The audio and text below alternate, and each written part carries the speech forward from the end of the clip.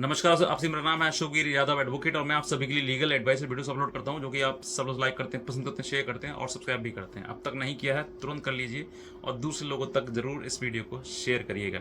हमारी पुरानी वीडियो भी बनी हुई है, कल भी मैंने एक वीडियो बनाई थी जिसमें बहुत सारे कमेंट्स भी आए थे और एक हमारा ग्रुप भी है, व्हाट्सएप ग्रुप, जिससे आप अगर जुड़ना चाहते हैं तो आप डायरेक्टली जुड़ सकते हैं। उसका लिंक और वीडियो का लिंक मैंने इसी वीडियो के नीचे डिस्क्रिप्शन में दिया हुआ है, उसको आप देख लीजिए, चेक कर लीजिए और उसको फॉलो कर लीजिए ताकि भविष्य में आने वाली अपडेट्स, जानकारी और जजमेंट्स एवरीथिंग आपको वहीं पर प्राप्त होता रहे। तो बहरहाल बात करते हैं कि सेक्शन 9 का केस करना अब जो है सही नहीं है, क्योंकि सेक्शन 9 का केस जो करते हैं वो इसी वजह से करते हैं कि पुरुष ये चाहता है कि मुझे पत्नी के मुकदमों में कोई दिक्कत ना आए, मुझे उसमें फंसाया ना जाए। जब पत्नी मुकदमे कर देती है तो पति के पास एक ही रास्ता होता है कि इन मुकदमों से बचा जाए। बाकी पत्नी को तो वो पहले ही छोड़ चुका होता है क्योंकि उसने मुकदमे कर दिए हैं। ये कॉमन बताता हूँ आपके लिए, हर पुरुष के मन में ये होता है कि जब महिला ने मुकदमे कर दिए हैं तो वो पुरुष जो है सिर्फ प्रताड़ित होकर ये सोचता है कि चलो घर आ जाए। लेकिन जब बात इतनी बढ़ जाती है ना, बात छोटी मोटी बात पर कोई कोर्ट तक नहीं जाता, कोई थाने या कचहरी तक नहीं जाता है। जब बात इतनी बढ़ जाती है कि रिश्ता अब चलना संभव नहीं है, तभी महिला कोर्ट जाती है और तभी वो पुरुष उस महिला को अपने आप से अलग कर देता है। दोनों की कहीं ना कहीं मजबूरी आ जाती है कि पत्नी को ये लगता है कि मुझे ये छोड़ रहा है इसलिए वो कोर्ट जाती है, और पति को ये लगता है कि रहना नहीं चाहती है इसी वजह से कोर्ट जाती है। आप ये समझ लीजिए कि दोनों में दुविधा है। और जो पुरुष सेक्शन 9 का केस कर रहे हैं किसी महिला के ऊपर, आप ये समझ लीजिए कि 90% वो रिश्ता खत्म हो चुका है, 10% बचा है। और वो भी कब बचा है? अगर वो पत्नी, जो महिला जिसने मुकदमे किए हैं, वो किसी प्रकार से हार मान ले और सब कुछ खत्म कर कर अपने घर में पति के अनुसार, पति के परिवार के अनुसार उनकी सेवा पानी कर सके और वो रह सके, तभी संभव है। अन्यथा ये रिश्ता खत्म हो चुका है। ये एक जो कोई भी किसी भी कानूनी किताब में नहीं लिखा हुआ है, वो मैं आपको बात बता रहा हूँ। और रही बात सेक्शन 9 की, तो देखिए सेक्शन 9 का केस अगर पति करता है तो सेक्शन 9 का केस आप लड़ोगे तो साल, 2 साल, 3 साल भी लग सकते हैं, उसमें और ज़्यादा भी समय लग सकता है, कोई समय सीमा निर्धारित नहीं है।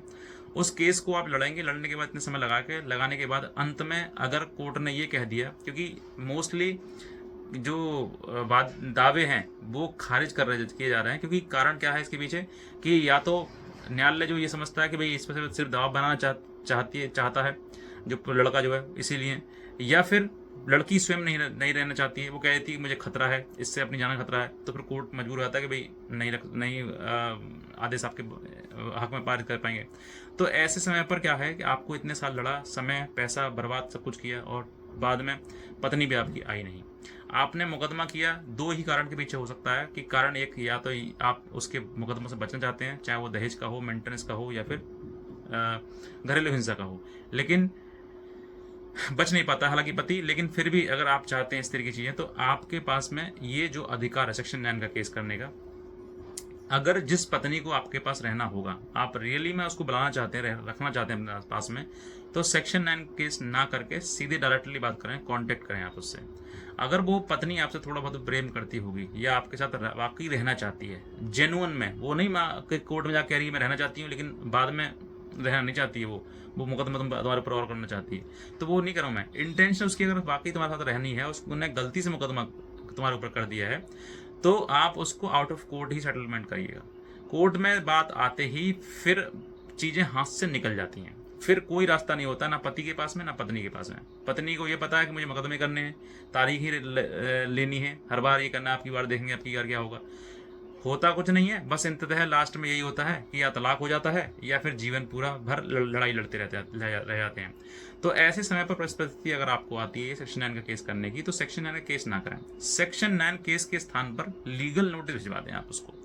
अगर आप कानूनी रूप से ही चाहते हैं, मतलब बचना ही चाहते हैं वाकई, और आपको बुलाने का दोनों का मतलब जो उद्देश्य है वो अगर दूर करना चाहते हैं, तो आप सेक्शन 9 का लीगल नोटिस भिजवा दीजिए उसको। अगर आना होगा उसको तो उसी पर आ जाएगी, अन्यथा वो आपको जवाब दे देगी कि भाई ये कारण है, मैं इसलिए नहीं आना चाहती हूँ।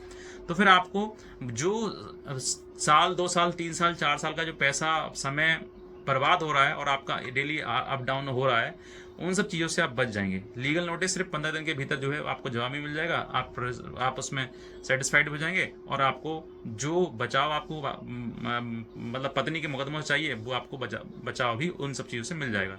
ये एक प्रक्रिया है। अन्यथा जिस महिला को रहना नहीं है तो कोई ऐसा कोर्ट नहीं बना, कोई ऐसी कानून नहीं बनी जो जबरदस्ती पत्नी को पति के घर में रखवा दे, कोई पुलिस कानून नहीं बनी। क्योंकि आजकल महिलाएं इतना दुरुपयोग कर रही हैं कानून का, जाएंगी घर पे तुम्हारे, कुछ ऐसा काम कर लेंगे जिसकी वजह से हो सकता है कि वो पति और ज़्यादा फंस जाए। तो ऐसे समय पर आपको वही चीज़ें हैं कि जो महिला कोर्ट तक चली गई है, अब वो वापस अगर आपके पास आएगी ना, तो वो कानूनी दिमाग लेकर आएगी आपके पास में, ना कि रिश्ता। और ऐसे समय पर सिर्फ यही चीज़ें हैं कि अगर वो जा रही है तो जाने दीजिए, क्योंकि महिला है, महिला को रोका नहीं जा सकता है हर प्रकार से। अगर वो जा रही है जाने दो। और अगर आपको रखना ही है तो उसको out of court he settlement याद करें, अन्यथा घर में घुसकर या फिर उसको ज़बरदस्ती मुकदमों के आधार पर उसको बुलाना चाहते हो तो नहीं आएगी। और बाद में आपको हो सकता है कि और बड़े मुकदमे में किसी फंस गए तुम ना, तो फिर घर तो मतलब ये 3 मुकदमे जो दहेज का, घरेलू हिंसा का और ये मेंटेनेंस का केस है, ये तो तुम केस झेल जाओगे। लेकिन अगर कोई बड़ा केस कर दिया उसने, 307 लगा दी, 376 लगा दी, 354 लगा दी, तो फिर इन सब चीज़ों में केसेस में जो है वो आपको फिर बचना बहुत कठिन और कठोर हो जाता है। तो इन सब चीज़ों से बचने के लिए बेहतर यही है कि आप अगर वो जा रही है तो जाने दीजिए, क्योंकि जिस महिला ने मुकदमा कर दिया ना, उसके चांसेस बहुत ही कम हो गए। वो आपको फिर रहने का मतलब साथ में है ही नहीं, क्योंकि अगर साथ में रहना होता तो वो बाहर बात करती, कोर्ट तक नहीं जाती। और चली गई कोर्ट तक तो फिर अब चांसेस हैं, लेकिन रेयर, बहुत ही कम है। कहीं ना कहीं पत्नी मान जाएगी तो पति नहीं मानेगा, और पति मान जाएगा तो पत्नी नहीं मानेगी। लेकिन जहां पर मानने वाली बात थी तो वो समय दिया निकाल। ऐसी बहुत सारे दाम्पत्य जीवन हैं जो कोर्ट में आगे आज सिर्फ और सिर्फ तारीख ही चल रही हैं। अपने घर जाते हैं और मतलब कोर्ट आते हैं और घर जाते हैं, कोर्ट आते हैं और घर जाते हैं, बस यही इसी चीज़ें प्रक्रिया चल रही है।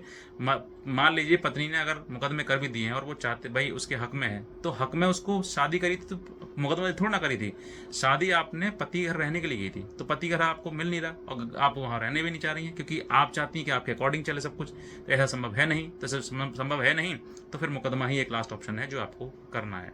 तो मेरा यही मानना है कि सेक्शन 9 का अगर आप केस करते हैं तो समय से पहले सेक्शन 9 का लीगल नोटिस भेजिए, क्योंकि समय इतना निकल जाए। आपकी आज उम्र 26, 27, 28 साल तक शादी तो होती है आज टाइम में। अगर 2-4 साल निकल गए तो 32 से 33 साल के हो गए आप, तो फिर 33 साल और फिर शादी करोगे तो उसमें, और फिर अगली बिगड़ गई तो फिर और लंबा चक्कर चल जाएगा। तो इसलिए ये समय खराब मत करिएगा, टाइमली रहते हुए आप सेक्शन लीगल नोटिस का, सेक्शन 9 का लीगल नोटिस भिजवा दीजिए। अगर उसको आना होगा वो उसी आधार पर आ जाएगा, नहीं आएगी तो मैं कहता हूँ पूरे जी जान लगा दीजिए, आपका सिर से लेकर चोटी तक का पैर लगा दीजिए, मतलब जोर लगा दीजिए, लेकिन फिर भी आप जो है उसको नहीं बुला पाओगे। और अगर आ गई तो हो सकता है कि आपको किसी न किसी भारी नुकसान से आपको गुजरना पड़े, आप ये समझ लीजिए। क्योंकि आज के समय में महिलाएं जो है वो कोर्ट चली जाती हैं और वकीलों से सलाह ले लेकर वो अपना दिमाग कहीं और इस्तेमाल करती हैं।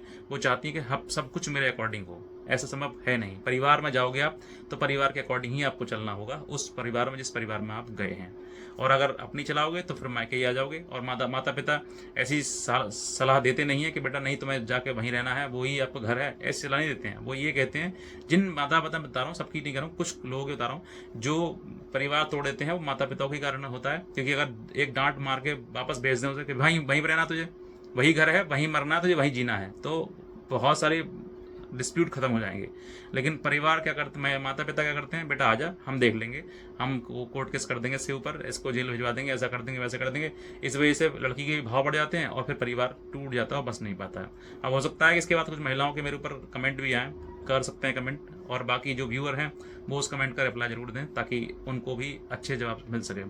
एक कमेंट की मैं बात करता हूँ, कमेंट के लिए कल एक कमेंट आया था, इसमें लिखा हुआ था कि सर आप क्या चाहते हो कि पत्नी नौकर बनकर रहे ससुराल में जाके। तो देखिए, अगर जिसकी भावना ऐसी है कि वो परिवार में जाकर, ससुराल में जाकर नौकर बनने वाली भावना है, तो वो तो कभी भी घर नहीं बन सकती है, क्योंकि वो अपना घर समझ नहीं पा रही है, वो नौकर समझ रही है अपने आप को, यानी कि सैलरी पेड, उसको सैलरी दी जाए। तो फिर नौकर, अगर ऐसी भावना अगर आपके मन में आ गई है कि भाई घर में जाकर नौकर बन जाए, तो फिर आपको घर पर तो आपको 100% बसना ही नहीं है। आप एक घर नहीं 2 घर चले जाओ, तीसरे घर चले जाओ, कहीं पर भी कोई घर नहीं बसेगा आपका। बस यही चीज़ें आपके दिमाग में रहेगी कि मैं नौकर, तो नौकर तो किसी का सगा होता नहीं है, वो तो सैलरी लेता है, पैसा लेता है, घर चेंज कर देता है। तो वो देखिए इसी तरीके के कमेंट आते हैं।